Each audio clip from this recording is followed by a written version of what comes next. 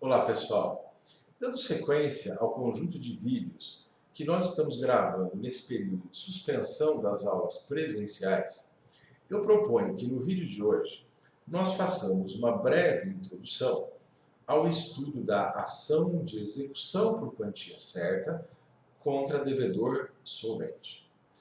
Embora a compreensão dessa matéria interesse a todos, eu lembro que este vídeo está sendo gravado com destinatários específicos, que são os meus alunos do 7º semestre da Faculdade de Direito, período este em que eles estudam a disciplina de Direito Processual Civil e dentro dela um tema chamado a execução.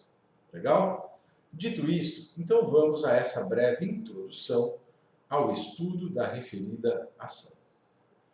No início desse semestre, quando as nossas aulas ainda eram presenciais, eu procurei mostrar a vocês que o CPC de 2015 adota dois regimes de execução. Um deles é denominado o cumprimento de sentença e o outro é chamado o processo de execução. Vejam, o cumprimento de sentença é destinado à cobrança de obrigações contidas em títulos executivos judiciais, que aliás estão previstos no artigo 515 do CPC.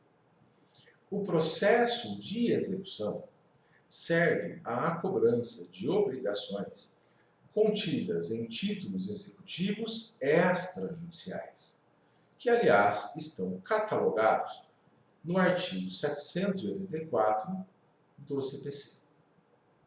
O cumprimento de sentença consiste em uma mera fase ou em um simples módulo do processo de conhecimento em que foi proferido o título executivo judicial. Ao passo que o processo de execução, propriamente dito, invariavelmente tem origem no ajuizamento da verdadeira ação de execução. E essa a diferença substancial entre esses dois sistemas de cobrança. De um lado, o cumprimento de sentença, que é uma fase do processo de conhecimento e destinado à cobrança de títulos executivos judiciais, CPC, artigo 515, e de outro lado, o processo de execução destinado à cobrança de títulos executivos extrajudiciais, CPC, artigo 784, e que tem origem sempre em uma verdadeira ação de execução propriamente dita. Entenderam isso?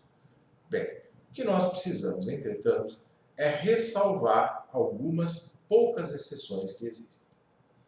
Na verdade, existem 3 títulos executivos judiciais cuja cobrança depende do ajuizamento de uma ação de execução, da formação de um processo executivo, embora este se desenvolva segundo o procedimento que o Código prevê para a fase de cumprimento de sentença.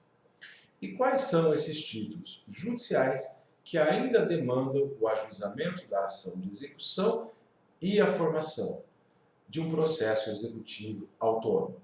São eles: a sentença estrangeira, homologada pelo Superior Tribunal de Justiça, a sentença arbitral e, em terceiro lugar, a sentença penal condenatória transitada em julgado.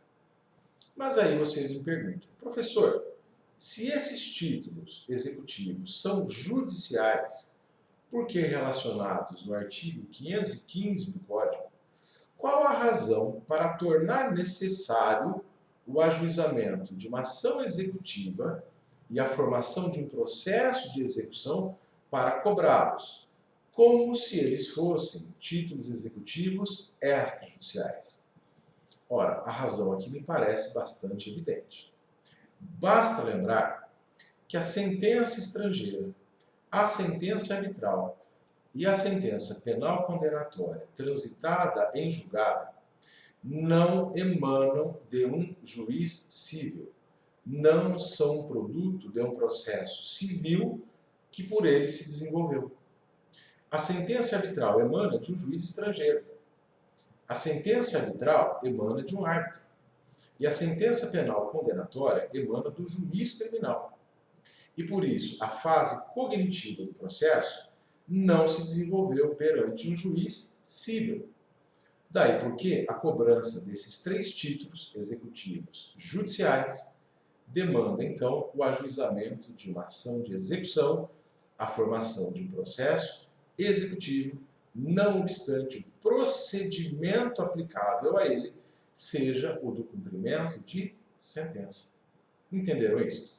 Bem, o que nós precisamos saber agora, ainda a título de introdução à ação de execução por quantia certa contra devedor solvente. Vejam, o Código de 2015 prevê 6 procedimentos aplicáveis ao processo de execução que tem origem na ação executiva propriamente dita. E quais são esses procedimentos?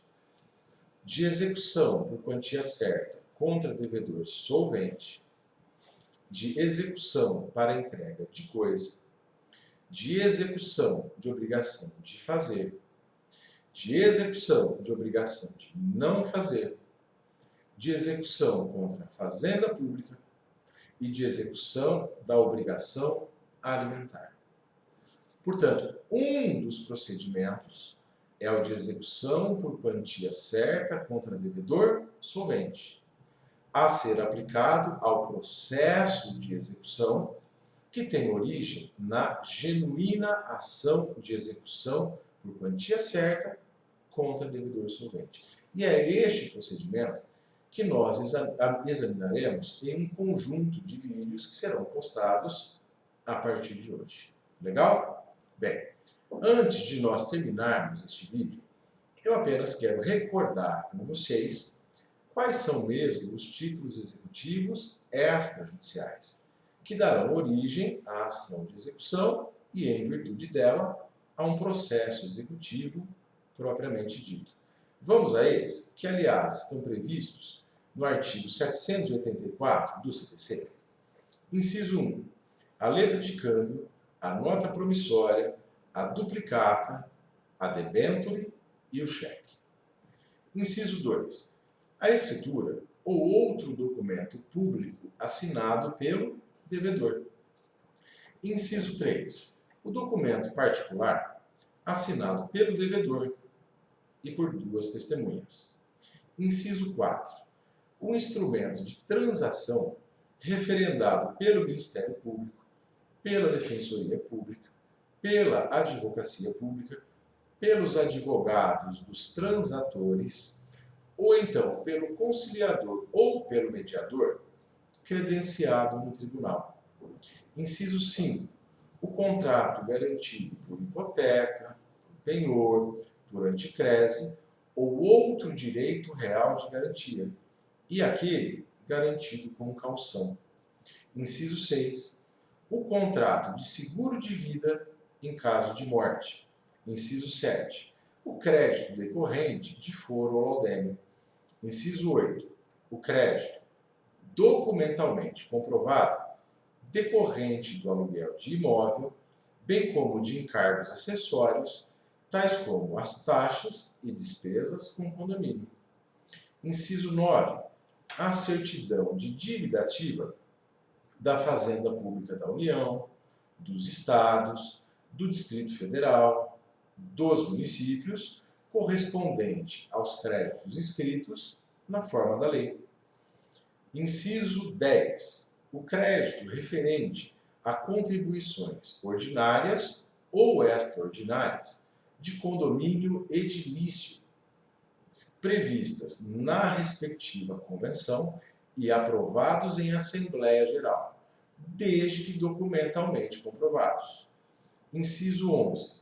A certidão expedida pela serventia notarial ou de registro, relativa a valores de emolumentos e demais despesas devidas pelos atos por ela praticados, fixados nas tabelas estabelecidas em lei. E inciso 12, todos os demais títulos aos quais, por expressa disposição, a lei atribuir força executiva.